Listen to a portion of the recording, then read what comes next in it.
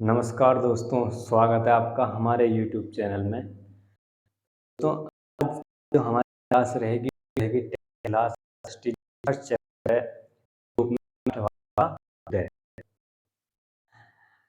अब हमारे पास टाइम नहीं है, हमारे एग्जाम बहुत नज़दीक है कि हम एक एक चैप्टर को डिटेल में जाकर पढ़ें। इतना टाइम अब हमारे पास नहीं है, तो उसी चीज़ को देखते हुए हम जो आपको पढ़ाएंगे केवल उन्हीं चीज़ों को पढ़ाएंगे जो एग्ज़ाम में जिन जिन टॉपिक से क्वेश्चन बनते हैं। तो एसएसटी में जो आपका फर्स्ट चैप्टर है यूरोप में राष्ट्रवाद का उदय, इसमें बहुत सारे कुछ ऐसे टॉपिक हैं जिनसे क्वेश्चन बने हैं एग्ज़ाम में और आगे भी बनेंगे।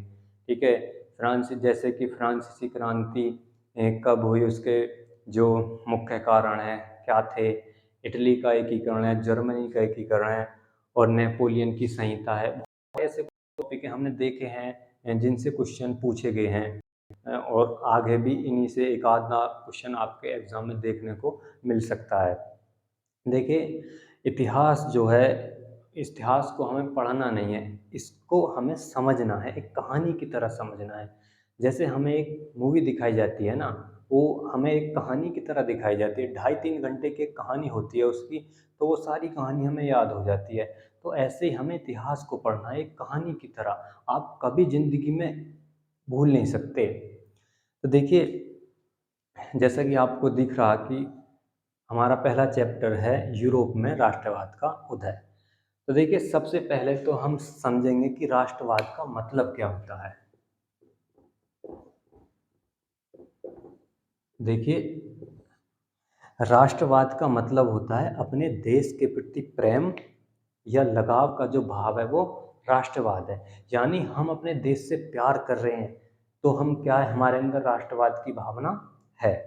जैसे देखिए, अभी 14 तारीख में 14 अक्टूबर को इंडिया पाकिस्तान का मैच था। तो इंडिया मैच अगर हार जाती तो हमें बहुत दुख होता। क्यों? क्योंकि हम अपने देश से प्यार करते हैं, हमारे अंदर राष्ट्रवाद की भावना है। जब पुलवामा में हमारे जवान शहीद हुए थे तो सारा देश रोया था, चाहे कोई झारखंड का है या कोई बिहार का, पश्चिम बंगाल, उत्तर प्रदेश, कहीं का भी है। लेकिन सबसे पहले तो हम क्या हैं, हम भारतीय हैं। कहीं जब हम कहीं और अलग देश में जाते हैं तो हमारी पहचान किससे होती है कि हम क्या हैं, भारतीय हैं। तो सबसे पहले हम भारतीय हैं और हम सभी अपने देश से प्यार करते हैं। देखिए, अब अगर मैं एक शब्द में आपको बताऊं कि राष्ट्रवाद का मतलब क्या होता है, तो एक शब्द में बोलूं तो देश प्रेम। देश प्रेम, जिसको भी अपने देश से प्यार है वो सभी क्या हैं, राष्ट्रवादी हैं। जैसे हमारे बहुत सारे राष्ट्रवादी नेता आपने देखेंगे, नेताजी सुभाष चंद्र बोस, भगत सिंह, बटुकेश्वर दत्त, चंद्रशेखर आज़ाद, राम प्रसाद बिस्मिल, अशफाक उल्लाह खां। उनके अंदर क्या था, उनके अंदर राष्ट्रवाद की भावना थी। वो अपने देश से, अपने राष्ट्र से प्यार करते थे और उसके लिए वो फांसी पे चढ़ गए। तो आपसे अब क्या है, सीधा सीधा क्वेश्चन एग्जाम में पूछेगा कि राष्ट्रवाद का मतलब बताइए क्या होता है। तो हम सीधा सीधा लिख देंगे कि अपने देश या अपने राष्ट्र के प्रति लगाव और उसके सभी कार्यों और उसके नियम और आदर्शों को बनाए रखना राष्ट्रवाद कहलाता है। या लिख देंगे सीधा सीधा, अपने देश के प्रति प्रेम या लगाव का भाव क्या है, राष्ट्रवाद है। तो देखिए, राष्ट्रवाद को और मजबूत बनाने के लिए कुछ प्रतीकों का सहारा लिया जाता है। जैसे कि हमारा राष्ट्र ध्वज हो गया, ठीक है, हमारा राष्ट्र चिन्ह हो गया, हमारा राष्ट्रगान हुआ है। जब हमारा राष्ट्रगान बजता है तो आपके रोंगटे खड़े हो जाते हैं, और जब तुम्हारा तिरंगा कहीं लहराते हुए देखते हो तो आपकी आंखों से मतलब आंसू निकलने के लिए तैयार हो जाते हैं ना, तो अपने तिरंगे को देखकर। तो वही तो राष्ट्रवाद है। ठीक है, अब देखो, अगर हम 300 या 400 साल पीछे जाएं, 300 या 400 साल अगर हम पीछे जाएं, तो यहाँ 300-400 साल पीछे अगर हम चले गए तो किसका शासन था, राजाओं का शासन होता था। तो यहाँ जो राष्ट्रवाद का मतलब लोगों को बताया जाता था, राष्ट्रवाद का मतलब बताया जाता था लोगों को 300-400 साल पहले कि अगर आप अपने राजा से प्यार कर रहे हो, उसके सभी नियमों को आप मान रहे हो, तो क्या हो, तो आप क्या हो, राष्ट्रवादी हो, यानी आपके अंदर राष्ट्रवाद की भावना है। अब आप अपने राजा से प्यार कर रहे हो, क्या वही राष्ट्रवाद है? लोगों को ऐसा बताया जाता था आज से 300-400 साल पहले, जो कि गलत था। अब देखो, राष्ट्रवाद की पहली स्पष्ट घटना जो हमें देखने को मिलती है, वो मिलती है 1789 के दौरान। 1789 1789 को क्या होती है? फ्रांसीसी क्रांति होती है। और फ्रांसीसी क्रांति राष्ट्रवाद की पहली स्पष्ट अभिव्यक्ति है। क्यों? क्योंकि जो फ्रांस था, फ्रांस के अंदर एक राजा था, लुई 16। 9th क्लास में आपने पढ़ा होगा, एक चैप्टर है 9th क्लास में, फ्रांसीसी क्रांति। तो फ्रांसीसी क्रांति का अगर आपने चैप्टर पढ़ा है तो आप बहुत आसानी के साथ बता दोगे। 1789 में हमें राष्ट्रवाद की पहली घटना देखने को मिली। 1789 के दौरान फ्रांस में किसका शासन था? लुई 16। लुई 16। ये जो लुई 16 था, ये बहुत ही निरंकुश राजा था। ये क्या करता था, इसने जो फ्रांस का जो समाज था ना, उसको 3 भागों में बांट दिया, प्रथम स्टेट, द्वितीय स्टेट और तृतीय स्टेट। प्रथम स्टेट के अंदर इसने क्या रखा? प्रथम स्टेट के अंदर पादरी लोग थे, जो पादरी, प्रथम स्टेट प्रथम स्टेट प्रथम स्टेट में पादरी पादरी वर्ग के लोग थे, ठीक है। सेकंड, द्वितीय स्टेट में कुलीन लोग आते थे द्वितीय स्टेट में। और तृतीय स्टेट में जो थर्ड स्टेट था, उसमें थे सामान्य लोग, जो आम जनता थी वहां की। अब इसने क्या किया, जो कर थे उनमें प्रथम स्टेट और द्वितीय स्टेट के लोगों को क्या थी? छूट। उन्हें कोई भी कर नहीं देना पड़ता था।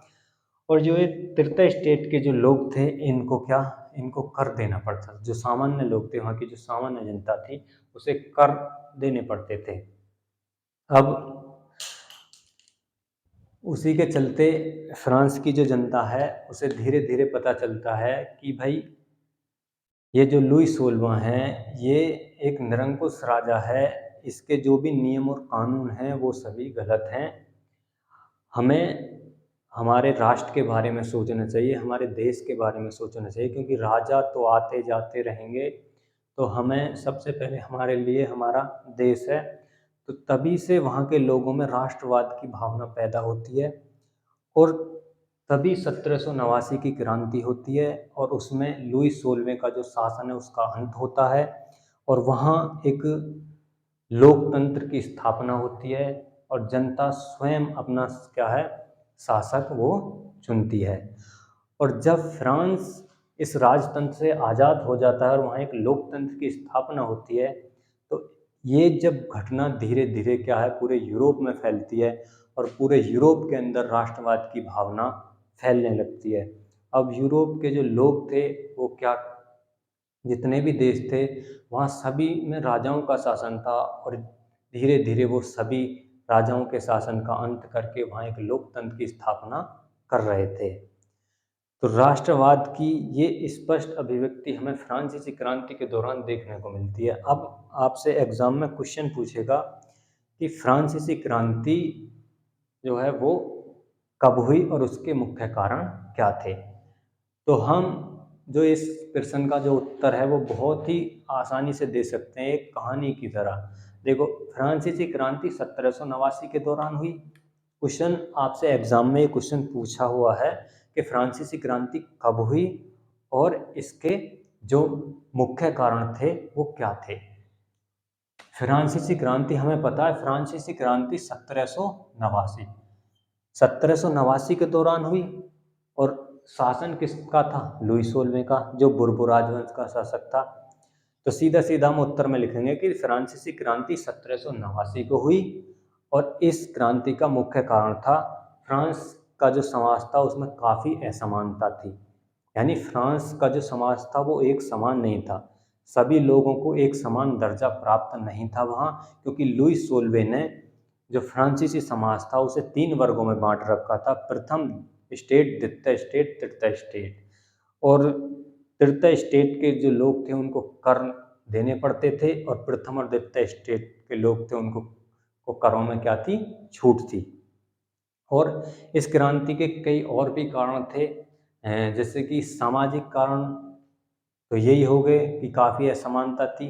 राजनीतिक कारण भी थे इसके, और इसके क्रांति के बहुत सारे आर्थिक कारण भी थे। क्योंकि लुई 16वां, आर्थिक कारण क्या थे, लुई 16वां बहुत सारे क्या करता था, फिजूल खर्च करता था, जिससे वो अपनी रानी जो थी उसकी रानी थी उसके ऊपर भी वो बहुत सारे जो पैसे थे वो खर्च कर देता था, तो जिससे उसके जो राजकोष था वो मतलब निरंतर रिक्त होता जा रहा था, जिससे वो अ, अपना जो शासन है उसको अच्छी तरीके से नहीं चला सकता था।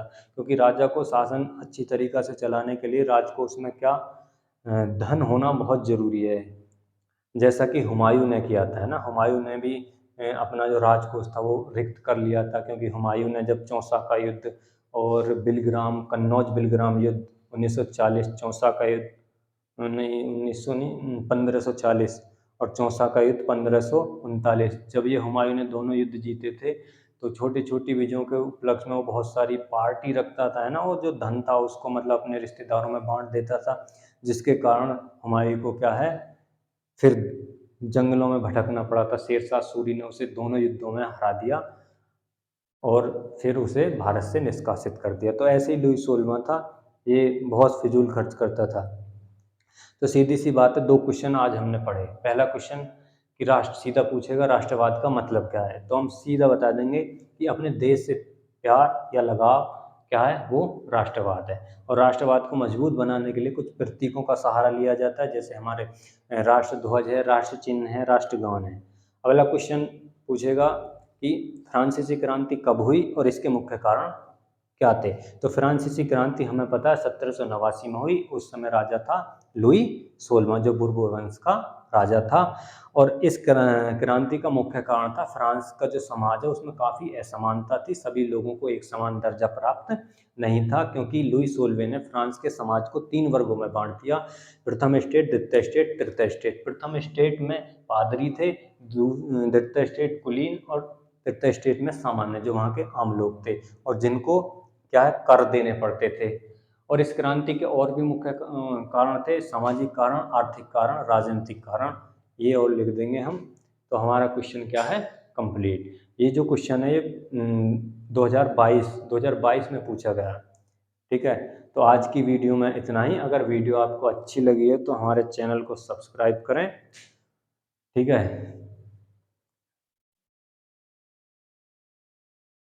चल मोहन चल।